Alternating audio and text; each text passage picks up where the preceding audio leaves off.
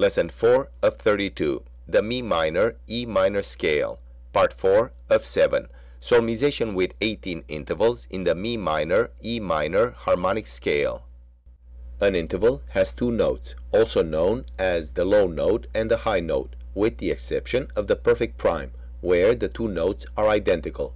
The perfect prime is commonly known as the unison. In a minor natural scale, there are only 14 possible intervals when combining the 7 notes of this scale. When we raise the 7th step by one chromatic semitone in the minor harmonic mode to create more tonal relevant relationships, 4 more intervals are possible for a total of 18 intervals.